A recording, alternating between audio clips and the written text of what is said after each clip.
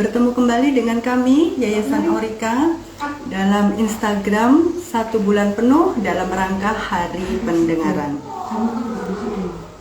Hari ini adalah hari yang ke-15 dan tamu spesial kita pada hari ini adalah orang tua yang dia memiliki anak gangguan pendengaran dan beliau juga seorang advokat. Ngobrol mengenai posisi beliau sebagai orang tua, tetapi kita akan banyak ngobrol tentang ke dunia keadvokatan, terutama yang berkaitan dengan anak-anak. Oke, saya bacakan dulu CV-nya sebentar ya. Tamu kita pada pagi ini adalah Ibu Ilian Deta Artasari, Sarjana Hukum MPPM. Beliau lulus dari S1 Fakultas Hukum Universitas Gadjah Mada. Lalu beliau mengambil Master of Public Policy and Management di The University of Melbourne. Dan beliau aktif banget di organisasi-organisasi hukum, diantaranya sebagai Secretary of Advocate Profession Special Education Program Division. Dan saat ini beliau adalah lawyer di Ilian Sri Law Office atau ISLAW. Wow, selamat ya Bu Ilian atas ISLAW-nya ini. Semoga bisa memberi banyak manfaat untuk banyak pihak. Baik, kita undang beliau.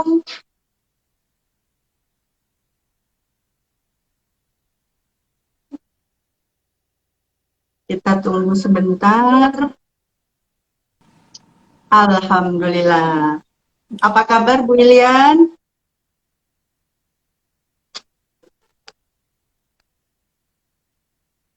Suaranya Bu Ilian hilang.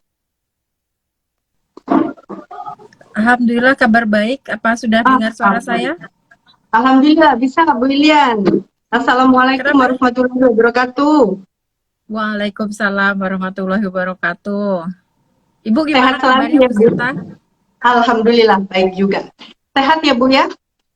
Sehat.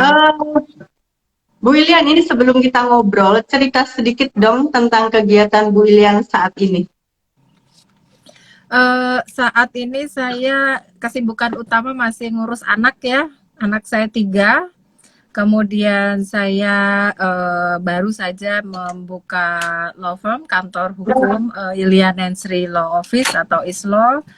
Di samping itu saya juga aktif di Peradi, Jakarta Barat. Saya jadi sekretaris bidang pendidikan khusus profesi advokat. Jadi kami bekerja sama dengan kampus-kampus mengadakan pendidikan khusus profesi advokat. Jadi yang mau jadi pengacara itu harus pendidikan dulu. Kemudian saya aktif di beberapa kegiatan sosial ya, sosial kemanusiaan begitulah. Gitu Ibu. Luar biasa, sibuk ya Bu, pasti ya. Ya kadang sibuk banget, kadang ada waktu longgarnya juga. Jadi pinter-pinternya ngatur jadwal saja. Terima kasih banget ya Bu Ilian ya, di tengah kesibukan yang pasti sangat padat, sudah berkenan untuk menjadi tamu kami pada pagi hari ini. Semoga ini bisa bermanfaat. Saya juga senang sekali diundang oleh Bu Sinta. Terima kasih atas kesempatannya. Oke Bu, ini pagi ini obrolan kita ini menarik nih Bu ya.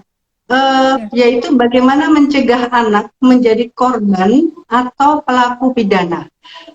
Judul ini kami angkat bermula dari keprihatinan kami melihat banyak sekali anak-anak, baik itu yang berkebutuhan khusus maupun anak-anak yang reguler, yang dia ternyata berpeluang untuk menjadi korban. Dan ternyata bukan cuma sebagai korban, mereka juga berpeluang untuk menjadi pelaku gitu ya. Sebenarnya bagaimana ini Bu Ilian di situasi kita yang sekarang seperti ini nih? Jadi memang jumlah anak yang, kalau kita bicara anak yang ada kaitannya dengan hukum, kita menyebutnya anak yang berhadapan dengan hukum. Itu bisa menjadi korban, bisa menjadi pelaku, ataupun menjadi saksi. Nah ini angkanya memang cukup tinggi ya di Indonesia. Kalau saya melihat data di Komisi Perlindungan Anak Indonesia, dari tahun 2011 sampai tahun 2019 itu ada sekitar 11.000 kasus yang dilaporkan. Itu hanya khusus anak yang berhadapan dengan hukum. Tetapi kasus-kasus lain yang di luar belum diproses hukum itu juga banyak banget, ribuan. Misalnya anak jadi korban pelecehan seksual, tapi kasusnya tidak masuk ke pengadilan, itu juga tinggi juga gitu ya. Atau kasus-kasus kekerasan, bullying yang sebenarnya itu sudah pidana, itu tinggi sekali. Dan kalau melihat data ini ribuan yang terdata, itu artinya di luar sana kan berkali lipat. Ini kan fenomena gunung es ya, jadi tinggi sekali anak yang berhadapan dengan hukum, baik sebagai korban, pelaku, atau saksi yang terlibat seperti itu. Kasus-kasusnya berbagai macam ya. Kalau saya melihat di data KPAI memang yang sangat tinggi angkanya itu kekerasan seksual. Anak sebagai pelaku kekerasan seksual, baik pelecehan maupun sudah memperkosa atau sodomi gitu, sebagai korban atau sebagai tinggi itu sebagai pelaku itu sangat tinggi sekali. Kemudian disusul dengan kekerasan fisik ya. Kan banyak sekali kita dengar ada anak yang terlibat tawuran misalnya. Ada tawuran mungkin di mana-mana merata ya, atau pemukulan, perkelahian, atau bahkan pakai senjata tajam ya, pembacokan segala macam. Dan belum lagi ada kasus narkoba, atau bahkan ada anak yang terlibat menjadi mucikari, menjual anak lainnya gitu. Itu banyak banget. Dan tadi sempat Bu Sinta menyebutkan bahwa ini bukan hanya pada anak yang tidak ada gangguan kesehatan atau tidak ada gangguan apapun ya. Anak yang biasa banyak sekali, dan anak yang difabel pun juga banyak yang menjadi korban, dan ada juga yang menjadi pelaku. Artinya ketika mereka mempunyai disabilitas, entah apa disabilitasnya, mereka juga ternyata bisa menjadi pelaku tindak pidana ini. Jadi memang kalau kita melihat ada problemnya sangat banyak sekali, kasus pidananya juga banyak sekali macamnya, ragamnya ya, dari yang fisik, psikis, seksual, kemudian cybercrime. Anak-anak kan menjadi korban kejahatan internet juga, kan ada banyak ya foto yang foto anak-anak yang tanpa sadar ya kenalan sama orang lewat game. Biasanya kan di game itu kan ada chatting juga, ada kenalan gitu kan. Kalau nggak seperti itu, atau mungkin diperdaya orang yang lebih dewasa, ada di grooming ya namanya. Jadi di target sama orang dewasa untuk dijadikan objek seksual gitu. Itu di dunia internet juga banyak. Jadi memang ragamnya berbagai macam. Ini memang sangat miris ya. Dan memang kalau kita melihat di berita mungkin tidak begitu banyak, maksudnya gimana ya? Tidak terlihat terus gitu. Karena kan di kasus di Indonesia banyak sekali. Jadi kayak timbul tenggelam, padahal kasusnya banyak sekali. Kalau kita melihat lembaga pembinaan khusus anak, semacam LP atau penjara anak gitu ya bahasa sederhananya, itu juga penuh di seluruh Indonesia gitu. Artinya memang ini jadi problem sosial buat kita. Itu yang dilaporkan, Bu. Nah, yang nggak dilaporkan kan banyak banget. Ada anak-anak yang menjadi korban tapi diam, atau anak menjadi pelaku tapi semua berusaha menutupi misalnya. Nah, atau karena dianggap aib jadi ditutupi, tapi tidak ada keadilan bagi korbannya, dan bagi pelakunya sendiri tidak ada penanganan yang baik agar tidak melakukan lagi. Jadi problemnya sangat luas ya, itu jadi problem sosial kita, baik di level keluarga, di PR ya buat keluarga, sekolah, masyarakat, dan juga buat pemerintah sendiri. Karena gimana pun juga mereka, anak-anak ini kan generasi penerus kita ya, generasi depan, begitu Bu. Bu Hilian, ini tadi saya sempat dengar Bu Hilian bilang cybercrime gitu ya. Cybercrime itu berarti kan internet ya. Jadi orang tua kadang-kadang begini ya Bu Hilian, melihat anaknya di rumah, hanya di rumah, apalagi sekarang daring gitu ya, dia nggak keluar, nggak kemana-mana. Ini orang tua akhirnya merasa sedikit lega. paling tidak anakku kan tidak main di luar, paling tidak kan anakku hanya di rumah saja. Tapi ternyata tetap ada cybercrime itu. Sebetulnya cybercrime itu apa sih, Bu? Ya, jadi ini juga dampak dari apa ya, derasnya arus informasi teknologi ya, atau globalisasi mungkin ya.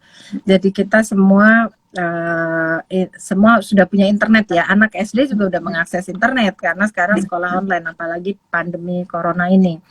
Nah, ketika orang tua sibuk misalnya, ini bukan hanya bicara orang tua yang mampu saja atau tidak mampu gitu ya, tapi semua level.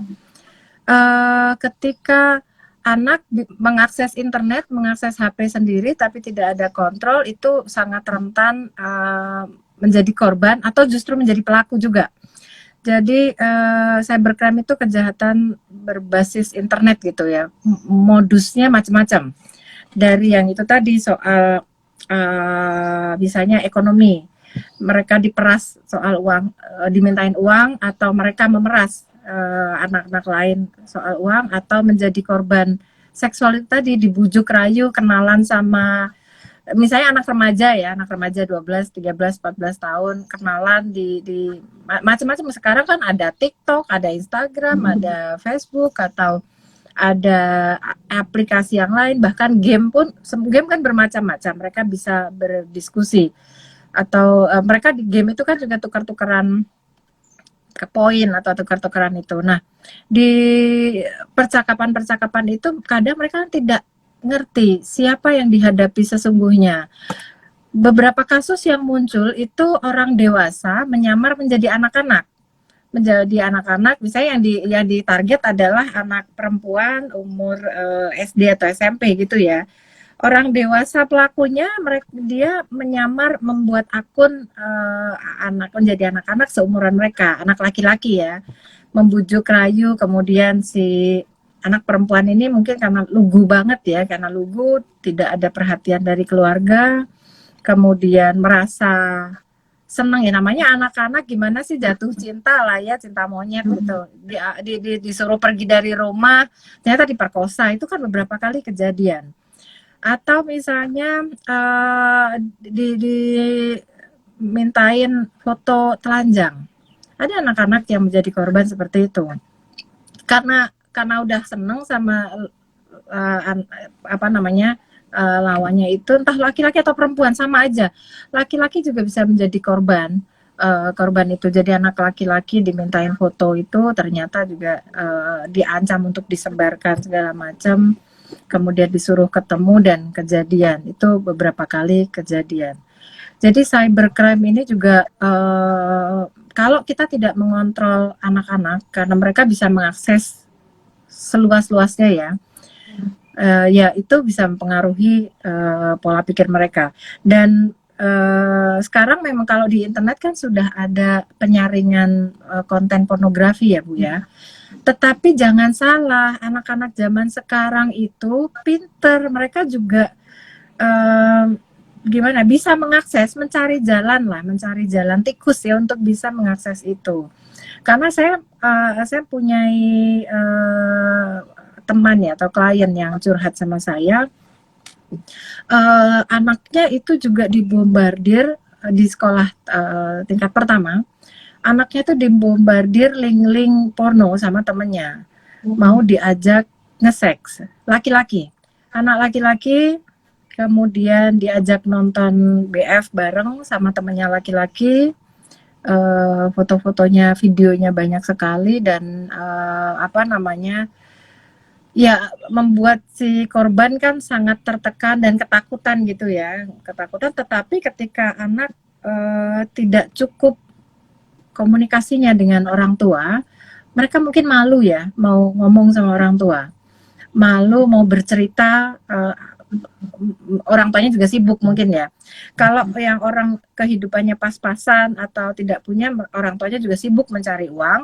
Orang yang bapak ibunya jabatannya tinggi juga, mereka terkadang ya, seringkali juga tidak punya waktu untuk bicara dari hati ke hati segala macam. Jadi ada jarak. Jadi hal-hal seperti itu untung diketahui ya, yang kejadian anak ini dibujuk untuk melakukan hubungan seksual antara laki-laki itu sesama teman. Nah, tapi dengan ancaman yang macam-macam, misalnya mau dibunuh gitu ya. Jadi antara bercandaan, tetapi menjurusnya ke sana. Nah, tapi kalau kita melihat kok anak ini kan sebenarnya baik pelaku, kita tidak hanya melihat korban sebagai korban, tapi pelaku ini kan sebenarnya juga korban keadaan ya, korban situasi. Dia tidak cukup mendapat pendidikan yang baik, tidak mendapat perhatian yang baik, tidak cukup diarahkan, jadi mereka seperti itu. Nah, kalau dibiarkan tentu membahayakan. Jadi mungkin lingkupnya cybercrime bisa seperti itu, dan kadang mungkin yang dulu setahun yang lalu atau 2 tahun lalu ya Bu ya, anak-anak kan juga diajak tawuran, misalnya ada pesan berantai, ayo kita kumpul gitu kan, bawa celurit, bawa apa, entah lewat WhatsApp atau lewat apa. Dan anak-anak itu ketika di usia lagi puber ya, lagi remaja-remajanya, lagi panas-panasnya gitu, mereka kalau berkumpul dengan komunitasnya kan pengen terasa, kalau laki-laki mungkin ya, pengen diakui, pengen masuk ke kelompoknya. Jadi kalau kelompoknya yang model garang-garang begitu ya, nongkrong yang model berkelahi, kan pengen menunjukkan eksistensi juga. Jadi mereka ikut gabung aja, mau mereka tawuran kemana, nggak tahu masalahnya apa kan, tapi ikut. Jadi saya kadang sedih kalau melihat anak-anak yang jadi korban gitu. Saya kadang lihat fotonya, aduh kasihan banget, kasihan orang tuanya, kasihan anaknya gitu. Nah, kemudian kadang juga karena tuntutan keadaan ya, ekonomi, kadang anak-anak juga menjadi pelaku pencurian. Anak ada loh yang terlibat curanmor misalnya, bukan hanya nyuri kecil-kecil, tapi nyurinya udah masuk yang level berat-berat seperti itu disuruhnya. Jadi sudah seperti masuk kayak kelompok pencurian, karena anak-anak dianggap lebih lugu ya, jadi tidak begitu dicurigai kalau misalnya melakukan aksinya. Jadi memang banyak sekali kejahatan ada di sekitar kita. Bisa saja anak kita, kalau kita lengah mendampingi, anak kita bisa jadi korban, dan bisa juga sebaliknya, bisa terseret menjadi pelaku karena kurangnya komunikasi gitu Ibu. Iya, berarti tidak memandang status ekonomi ya, dari level manapun anak kita berpeluang untuk menjadi korban atau untuk menjadi pelaku. Betul Ibu, tidak tergantung ekonomi juga. Jadi mungkin kalau yang level ekonomi ke bawah, kalau misalnya melakukan pencurian, itu kan mungkin levelnya karena keadaan tidak punya uang, ada tuntutan gitu ya. Tapi kalau yang level orang berada, banyak juga ada yang melakukan pencurian, tapi bukan untuk karena mereka tidak punya uang karena lapar, bukan. Saya pernah mendampingi anak orang kaya yang dia melakukan pencurian, penjualan barang-barang macam-macam gitu ya. Itu karena untuk beli narkoba, Bu. Jadi tuntutannya udah lebih tinggi lagi. Anak kalau udah kena usia SMA di bawah 18 tahun. Jadi memang mereka kan belum bisa bekerja. Ada tuntutan, mereka udah kecanduan. Jadi udah kecanduan dia akhirnya menjual barang, mencuri sana sini, menipu segala macam untuk memenuhi hasratnya. Nah, kalau yang level tidak punya, itu misalnya pengaruh sinetron, Bu, ada juga. Sinetron kita kan selama ini wah semua gitu ya. Yang anak-anak perempuan ngelihat mungkin di daerah ya, nggak hanya di daerah, di Jakarta juga. Mereka melihat kehidupan seolah-olah normal itu ya seperti yang di sinetron itu ya, yang wah HP bagus, jalan-jalan ke kafe, baju bagus. Ketika mereka tidak punya uang, akhirnya anak menjadi masuk ke jaringan prostitusi atau trafficking, mereka dijual. banyak sekali anak yang tidak tahu akhirnya terjebak di situ, Ibu. Jadi memang tidak terbatas yang anak dari keluarga ekonomi mampu atau ekonomi kurang mampu, itu semua bisa jadi korban dan jadi pelaku, begitu. Tadi Bu, kita nih ngobrolin soal anak secara global ya Bu Lian ya. Semua punya peluang untuk menjadi korban atau untuk menjadi pelaku. Saya jadi membayangkan anak-anak kita yang tidak semuanya komunikasinya tuh sudah bagus, bahasanya sudah bagus gitu. Sehingga dia mungkin tidak sepenuhnya paham gitu ya jika diajak oleh temannya untuk melakukan ini dan itu, dia mungkin tidak sepenuhnya paham. Tapi Bu Ilian tadi bilang mereka ingin tampil ya, mereka ingin diakui oleh kelompoknya sehingga mereka ke sana gitu, ikut terbawa gitu. Ini apakah banyak juga Bu Ilian melihat anak-anak kita yang difabel ya, anak-anak kita yang berkebutuhan khusus yang dia menjadi mungkin menjadi korban, yang saya tahu ya mungkin menjadi korban, tetapi bagaimana peluang dia untuk bisa menjadi pelaku? Apakah juga ditemui itu Bu? Ya, jadi ada juga anak itu anak difabelnya mungkin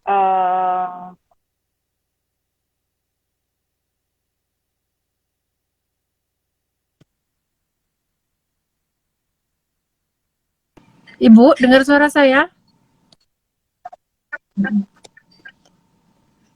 Halo? Iya, ini suaranya Bu Ilian putus Bu. Oke, sekarang dengar suara saya nggak, Bu? Sekarang sudah. Oke. Jadi ada beberapa kasus anak difabel yang mengalami gangguan entah keterbelakangan mental atau retardasi mental ya, atau IQ-nya rendah, atau emang tidak tahu apa-apa ya.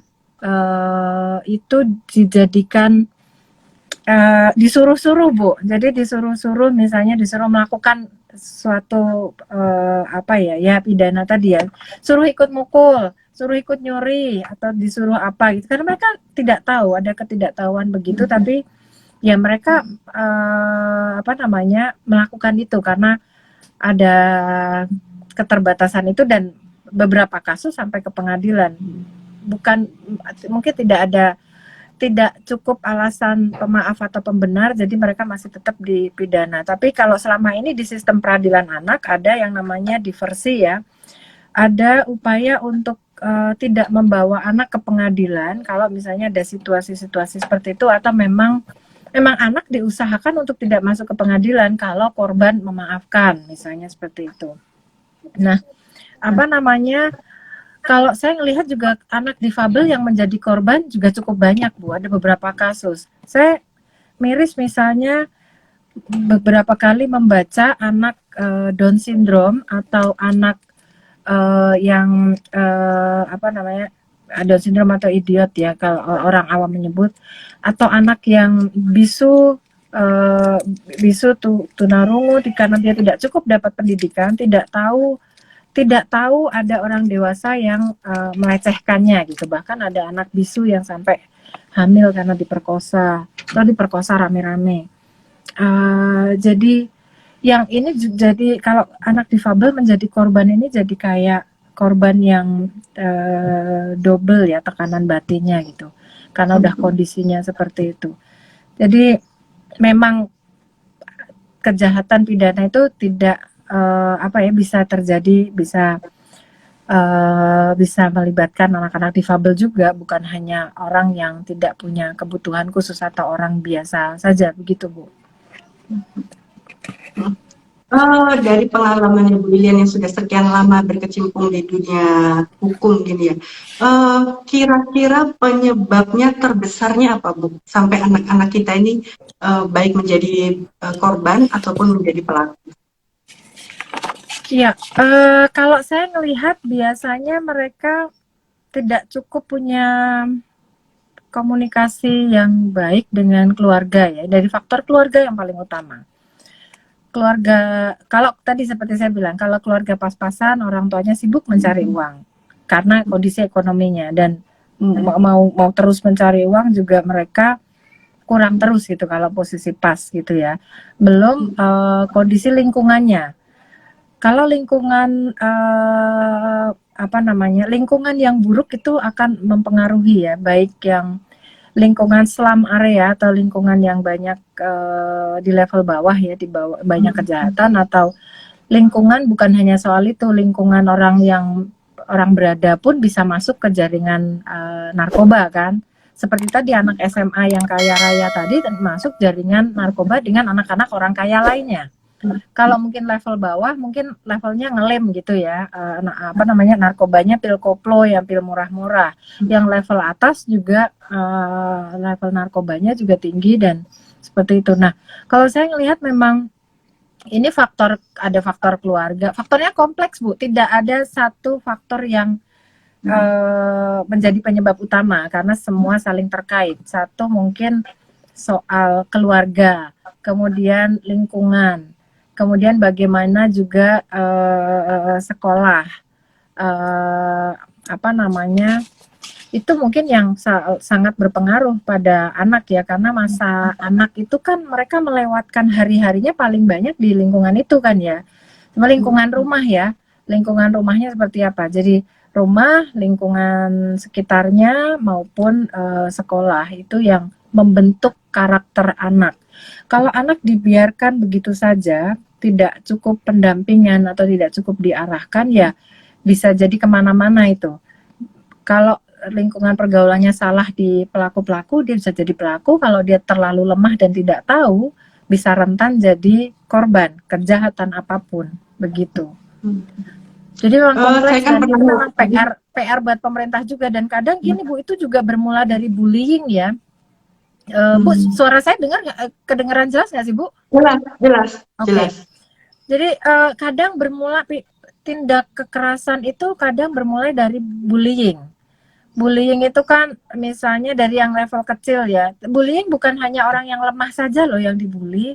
Kalau dulu kan kita mikirnya orang yang lemah dibully, diejek-ejek gitu kan. Entah lemah fisik atau kalau laki-laki mungkin agak melambai dibully sama yang cowok-cowok maco lainnya, atau yang berwajah jelek atau ada kekurangan fisik itu dibully. Tapi bukan hanya yang soal lemah dan berbeda begitu saja loh.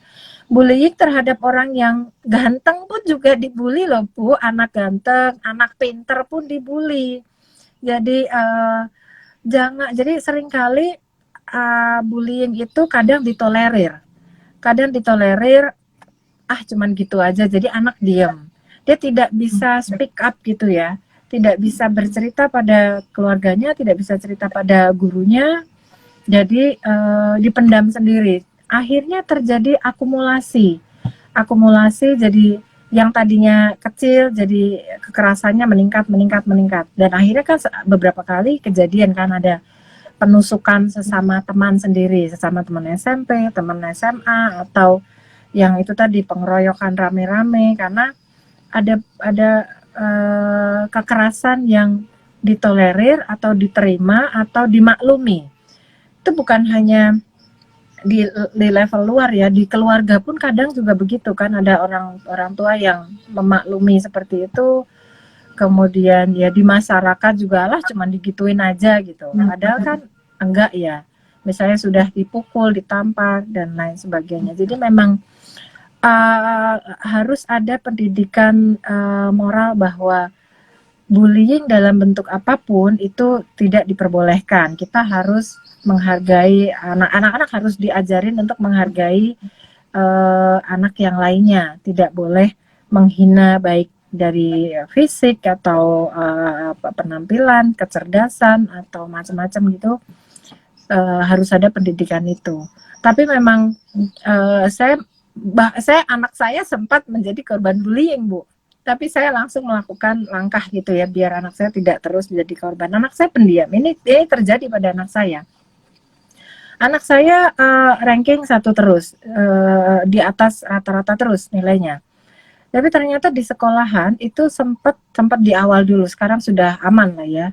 Di awal itu sempat ada anak-anak yang meminta jawaban pada anak saya. Misalnya ulangan kan online ya, ujian minta jawaban anak saya kan tidak mau. Anak saya bilang, ini kan ujian, kamu kan harusnya belajar menjawab sendiri, tidak fair dong kalau misalnya minta gitu kan. Terus Ini dikasih linknya, ini linknya kalau mau link jawab gitu. Terus anak-anak yang membuli itu ada sempat 3 orang ya, membuli dengan kata-kata kasar, dengan semua cacian macam-macam, bahkan sempat keluar kata membunuh gitu ya. Akhirnya ya, anak saya dia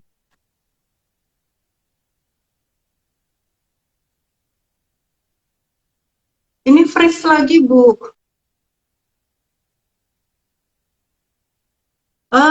Kita undang lagi Bu Lilian sambil nunggu beliau untuk request, nanti kita bisa accept lagi.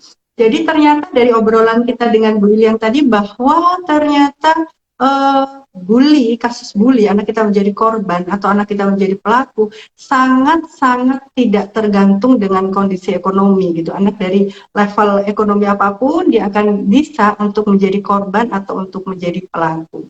Dan Bu Lilian juga sempat bilang bahwa kunci utama adalah komunikasi.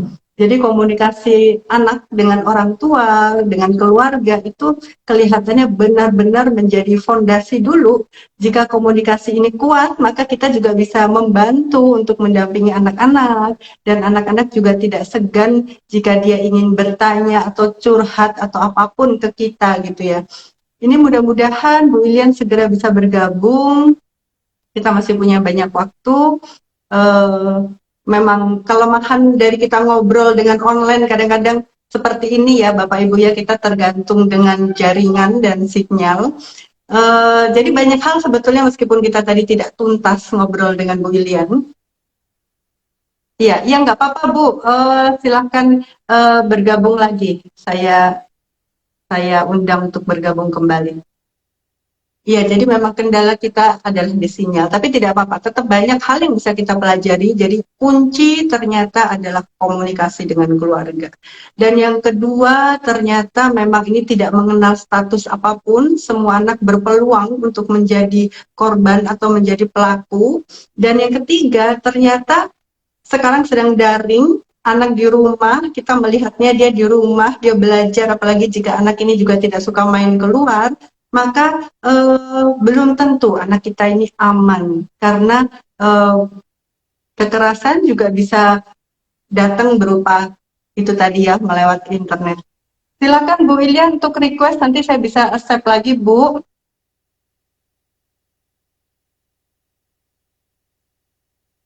Iya, kita mudah-mudahan segera terhubung lagi ya dengan Bu Ilian. Bu Ilian ini saya melihat di CV-nya, beliau banyak sekali berkecimpung di bidang hukum, termasuk juga di anak-anak itu. Dan pengalaman beliau menangani klien, anak-anak ini juga cukup banyak.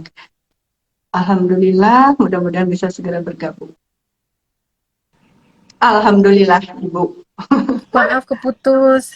Iya, memang kita kalau ngobrol lewat online gini Bu, sinyal memang menjadi hal yang sangat sering mengganggu kita. Iya. Oke, silakan Bu. Oh, tadi soal bullying ya, soal sampai ke anak saya ya. Nah, anak saya dibully terus, tapi untung saya tahu, akhirnya saya ajak bicara anak saya, kemudian ya langkahnya saya laporkan ke pihak sekolah. Jadi biar diselesaikan apa namanya, biar terjadi kondusif lah, anaknya juga bisa lebih baik.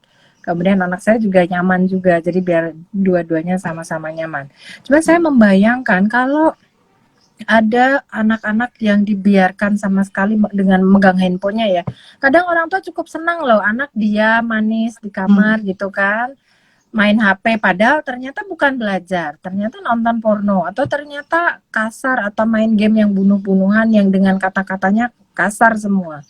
Kalau tidak ada controlling ya itu tadi bisa membentuk psikis anak ya, bisa mengarah ke kekerasan atau ke itu tadi yang seksual. Mungkin itu ya yang dari pengalaman saya terhadap bullying yang ternyata terjadi pada anak saya begitu. Bu, sebetulnya kasus yang pernah Bu Ilian tahu, anak sekecil apa yang dia sudah menjadi korban atau menjadi pelaku?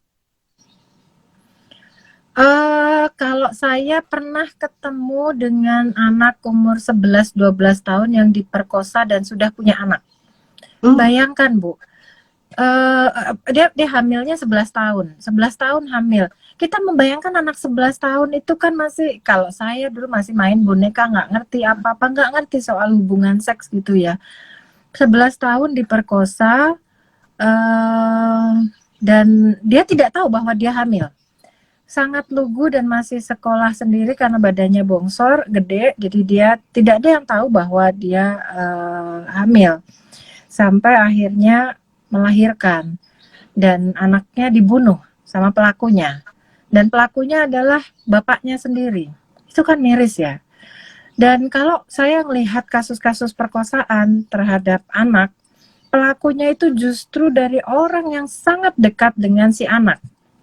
Sangat dekat itu artinya bisa dari keluarga, itu bisa dari bapak kandung, bisa dari kakak kandung, bisa dari sepupu atau om yang tinggal di situ, yang di dalam rumah itu. Bahkan ada kejadian, bukan kasus saya, ada kakek memperkosa cucunya sendiri. Itu sangat mengoyak rasa kemanusiaan ya. Jadi anak yang seharusnya aman di rumah ternyata justru menjadi korban yang dia kalau di rumah diperkosa bapaknya sendiri, tentu dia tidak takut ya untuk menjerit, takut mau bercerita juga takut, mau bercerita pada ibunya juga takut. Apalagi kalau posisinya keluarga tidak punya, misalnya keluarganya sangat tergantung sama bapaknya. Jadi pernah ada kejadian yang saya baca, bilang sama ibunya, justru ibunya nyuruh diam. Karena kalau ada apa-apa, bapaknya nggak ngasih uang. Itu kan menyedihkan sekali ya. Seharusnya ibu juga melindungi. Ternyata ya karena kondisi keadaan menjadi seperti itu. Jadi anak berulang menjadi korban. Itu yang paling muda yang saya temuin langsung itu umur itu. Dan ketika melahirkan, anaknya dibunuh sama bapaknya. Jadi karena bayinya ketahuan dibunuh, baru ditelusurin, baru ketahuan. Bapak akhirnya dipenjara. Nah, kemudian kalau bukan dari lingkungan rumah sendiri, anak itu dari sekitar. Misalnya ada penjual permen, penjual bakso, penjual somai dan lain sebagainya. Itu banyak banget kasus anak jajan diiming-imingi lah, diiming-imingi digratiskan, atau kalau misalnya yang punya uang ya diraba-raba, dilecehkan, bahkan sampai kejadian diperkosa, atau sama tetangganya juga begitu. Dan ada anak-anak yang akhirnya cuman nggak apa-apa lah, yang penting dapat uang 50.000 gitu. Karena duit sekecil itu ya, mereka diam, tidak lapor. Dan kadang ada masalah juga ketika masalah domestik begitu, kejadian perkosaan di lingkup domestik, ketika ada keluarga lapor, seringkali menyuruh si anak diam. Karena kan itu dianggap aib, kok menyebarkan aib bapaknya sendiri. Bahkan kemarin yang kejadian di Indonesia Timur, saya lupa di kota mana, ibunya melaporkan 2 anaknya diperkosa bapaknya kandungnya sendiri. Justru sempat polisi menganggap ibunya yang kurang waras, kasusnya tidak diteruskan. Sempat kan kemarin viral itu. Kejadian-kejadian seperti itu kan sering kali berulang. Dan ketika di rumah ternyata anak-anak kita tidak bebas dari bahaya ya. Di lingkungan juga, kemudian di sekolah juga iya. Sudah begitu banyak kita mendengar anak-anak dilecehkan atau diperkosa oleh gurunya sendiri. Baik laki-laki atau perempuan ya, kita nggak hanya ngomongin anak perempuan saja. Anak laki-laki itu jadi korban sodomi, gurunya atau TU-nya atau tukang kebunnya dan lain sebagainya, atau guru ngajinya, bahkan pesantrennya, kiainya. Kalau orang-orang yang menyerahkan anaknya sekolah di pesantren kan jauh dari keluarga ya Bu ya. Kita kan menitipkan anak, udah pasrah sama pesantrennya. Ternyata di pesantren kejadian, nah seperti kemarin di Bandung, yang sampai melahirkan ada 7 anak ya, yang kemarin sempat dituntut hukuman mati. Ini kan kalau yang kasus Bandung itu kan keluarga tidak mampu, mereka atau yatim piatu atau yatim, mereka menyerahkan anaknya di pesantren. Anak-anak di bawah umur, masih SD mayoritas, SD SMP. Ternyata di sana diperkosa sama kepala pondok pesantrennya itu, kemudian sampai punya anak, dan bahkan ada istri gurunya loh.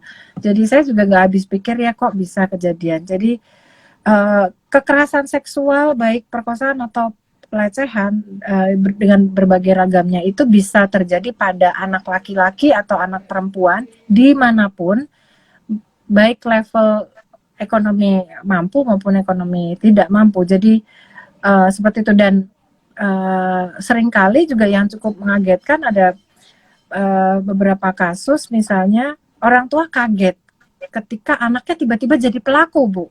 Anaknya yang di rumah kalem, baik, sopan, kita jadi pelaku perkosaan.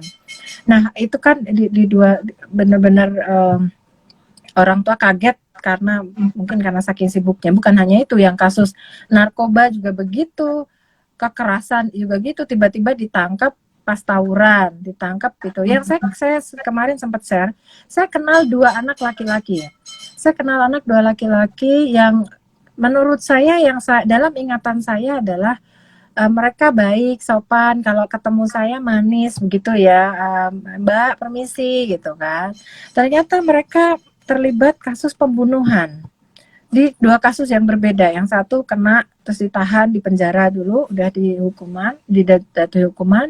Kemudian anak yang saya kenal satu lagi itu juga menjadi pelaku kasus itu juga gitu, pembunuhan di kasus yang lain.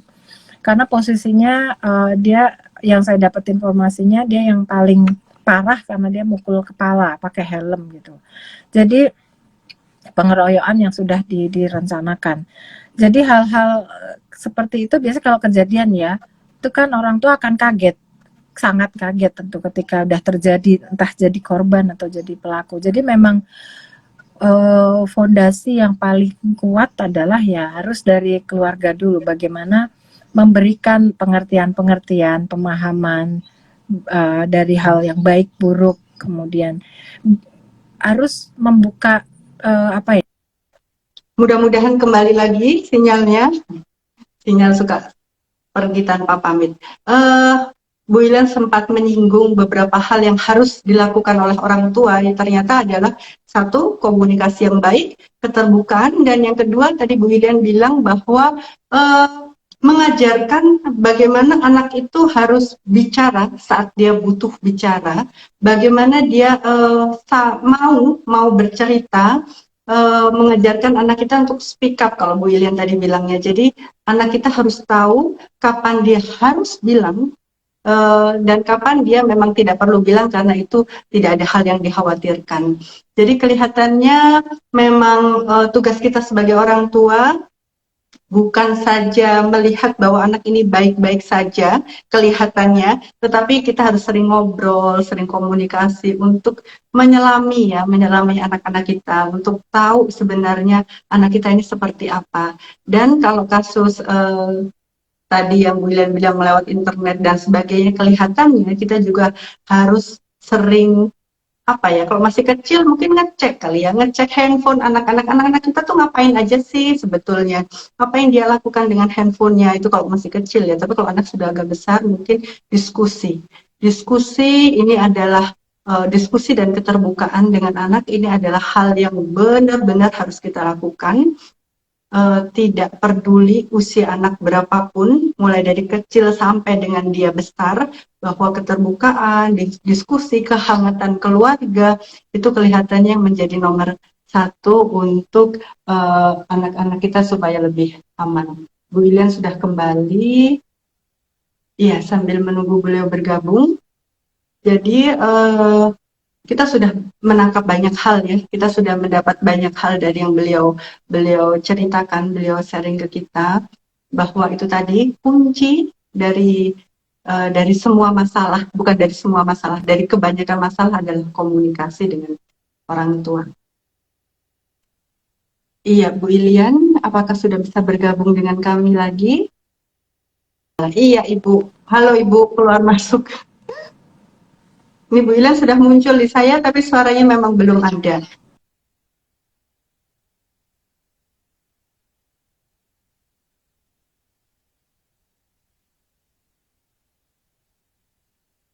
jam yang padat ya, jam 10 ini adalah jam padat sinyal di mana anak-anak kita juga sedang daring, dan saya yakin Bu Ilian ini putra-putrinya juga sedang daring dengan masing-masing sekolahnya. Bu, putus-putus lagi, memang jam 10 adalah jam rawan ya, jam rawan sinyal. Ya, hilang lagi. Eh,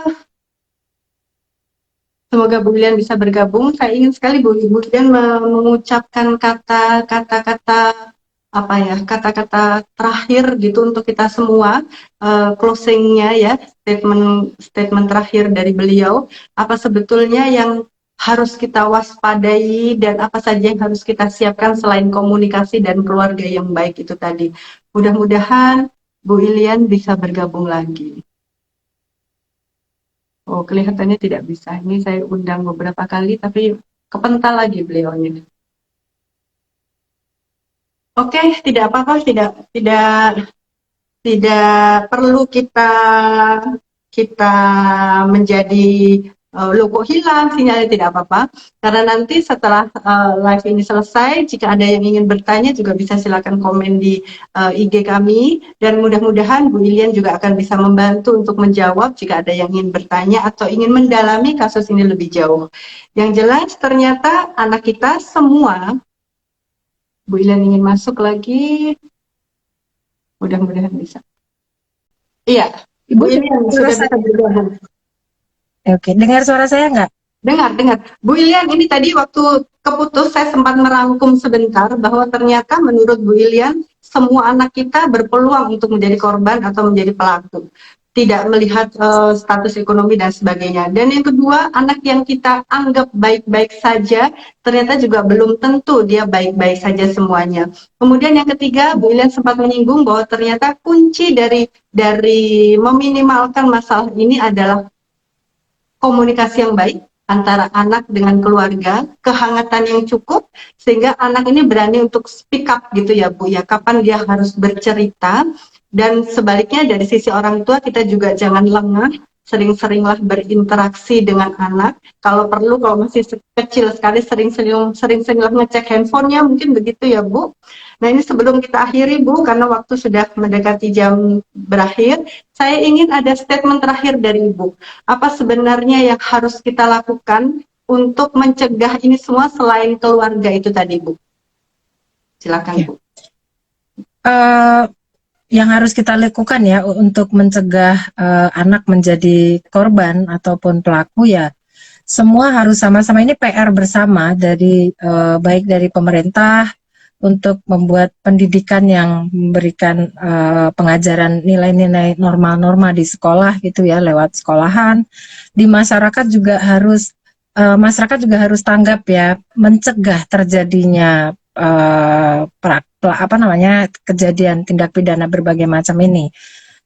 Misalnya dari masyarakat juga harus aware kalau misalnya ada kejadian, mereka bisa tanggap harus melakukan apa.